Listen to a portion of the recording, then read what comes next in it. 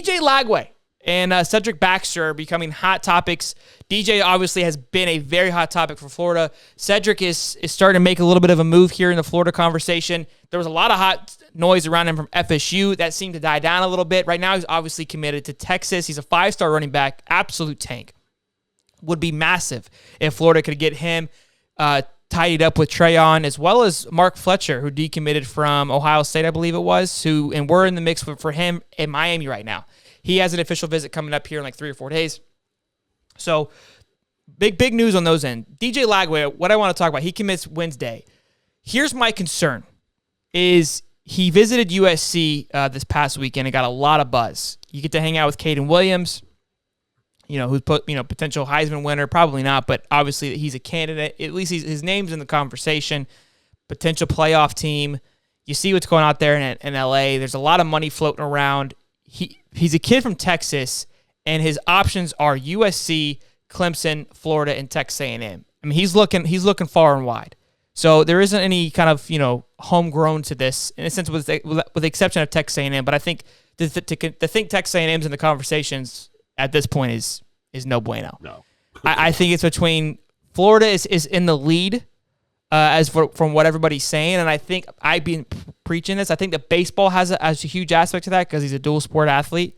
I think that has a huge factor to it because my concern is look, you got Clemson and Lincoln, you got Dabo and Lincoln, who are two proven, great quarterback developing coaches, and we've got Billy, who had 1 year with AR, and I talked about this on Monday, who didn't really show much of him developing Anthony because a lot of people are talking about with Anthony and Dan Thompson, and then off the field, Anthony looks phenomenal. Like the same, you don't see the same guy on the field. So is that a Billy situation? Is that Billy and co not being able to coach him up enough? I don't know. We haven't seen enough yet, right? So do you take that risk as a quarterback to go to somebody like that, or do you go to USC and Lincoln Riley where he has proven quarterbacks, he has proven studs there.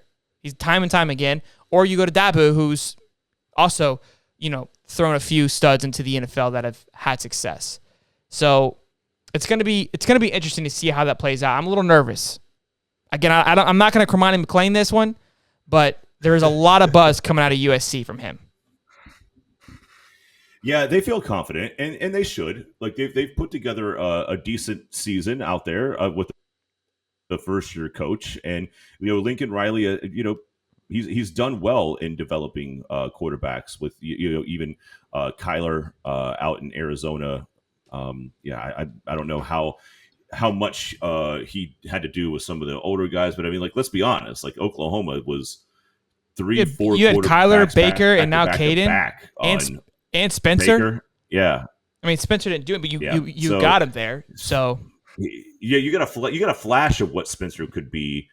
And you thought maybe he could develop it. I think that was just a limitation on Spencer, to be completely honest. I think that his physical attributes and his mental ability for the game looked like that he could have, the highest ceiling in the world, but I think he was already at his ceiling. But just kind of going back to Oklahoma and what Lincoln was able to do. I mean, a couple of Heismans, let's be honest, 2 Heisman quarterbacks in his time there. And then you go out to USC.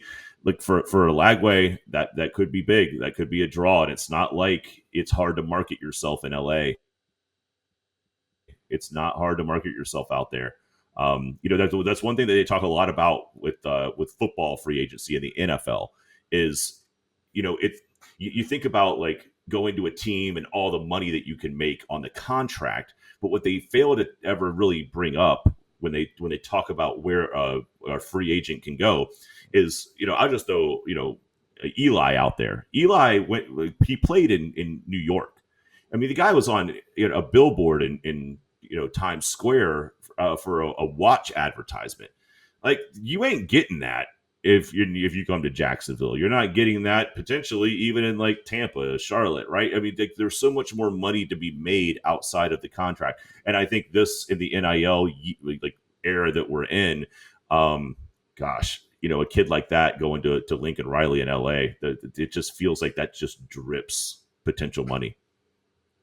Yeah, no, look, I agree. I think that's something to be nervous about. I really think, though, the baseball factor, I think people like I've been pretty like honed in on this kid because obviously Florida's been heavy on him, and baseball is obviously he's a great baseball player, and Florida's baseball system is one of the top in the country. So it's very good. Yeah.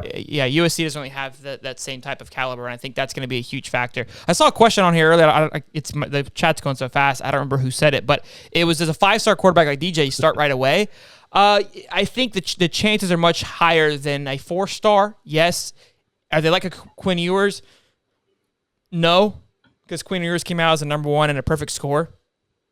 I also think it matters where the team is. So Texas was kind of in a weird place where they like they didn't have anybody. If we're at that point when DJ's coming in, then yeah, I could see it happening. Hopefully not, because we obviously Jaden at that point. I think Jaden could see him starting to take the reins a little bit. It all just depends on how we work in the portal too. There's going to be a ton of factors. So it all just depends. I'm not quite sure yet, but that was a great question for sure.